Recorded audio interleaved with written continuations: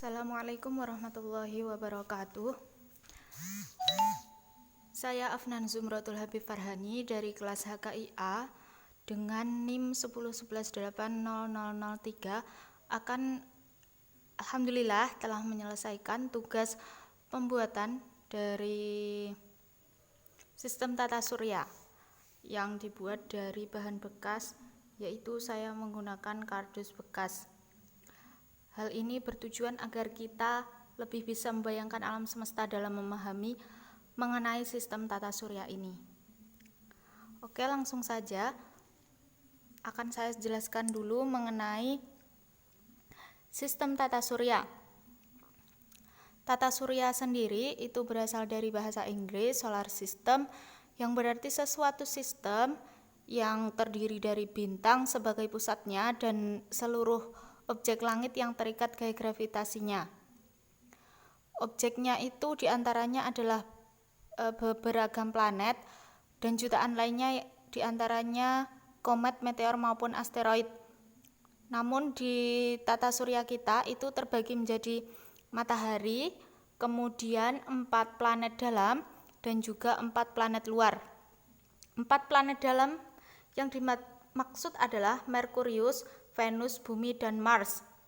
Dan untuk planet luar, planet dalam itu yang dekat dengan matahari, dan yang luar itu yang jauh dari matahari. Yang luar itu ada Jupiter, Saturnus, Uranus, dan juga Neptunus. Setiap planet ini memiliki lintasan sendiri-sendiri yang dinamakan orbit. Mereka mengelilingi matahari atau berevolusi itu sesuai waktu tertentu, sehingga waktunya itu teratur sehingga tidak akan mungkin bertabrakan. Nah, langsung saja akan saya jelaskan di sini mengenai masing-masing planet. Sebelumnya, matahari.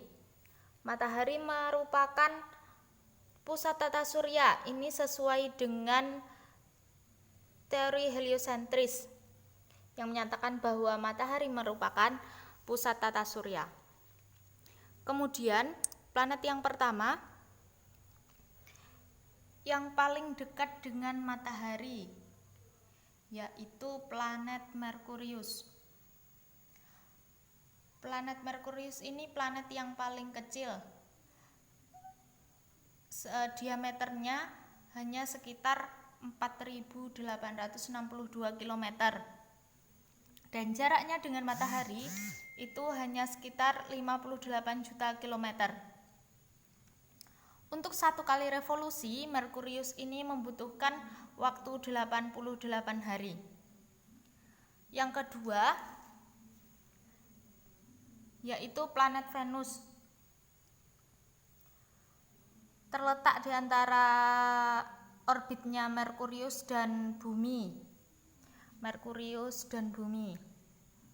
Venus ini memiliki diameter sekitar 12.100 km dan jaraknya dengan matahari itu sekitar kira-kira 108 juta kilometer.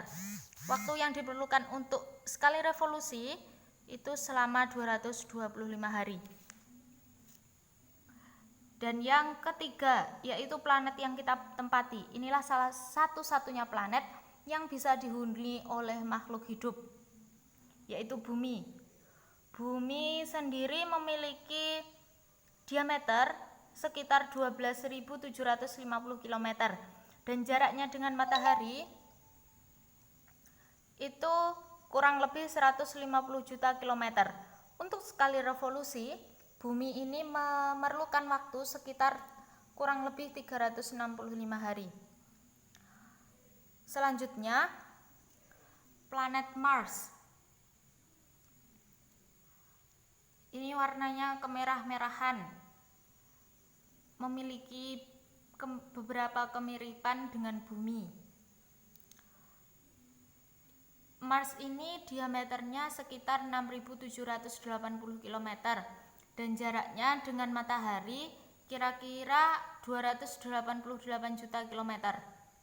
Dan untuk sekali berevolusi, Mars ini memerlukan waktu selama 687 hari. Selanjutnya, planet Jupiter. Jupiter ini merupakan planet terbesar dalam sistem tata surya. Garis tengahnya mencapai 143.000 km. Ini sampai 11 kali diameternya bumi.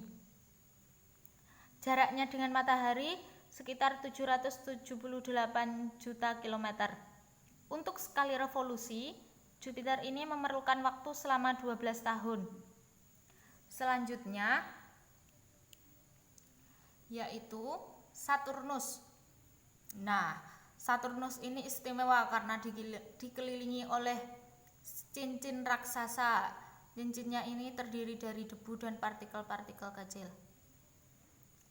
Garis tengah atau diameter Saturnus ini sekitar 120.000 km dan jaraknya dengan matahari itu sekitar 1.428 juta kilometer. Dan untuk satu kali revolusi, Saturnus ini membutuhkan waktu 29,5 tahun. Untuk selanjutnya yaitu Uranus.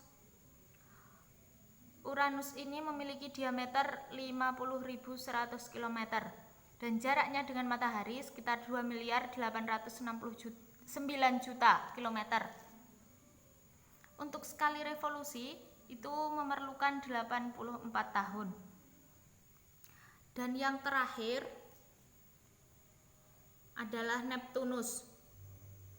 Neptunus ini memiliki diameter 48.600 km. Jaraknya dengan matahari kira-kira 4.499.5 juta kilometer.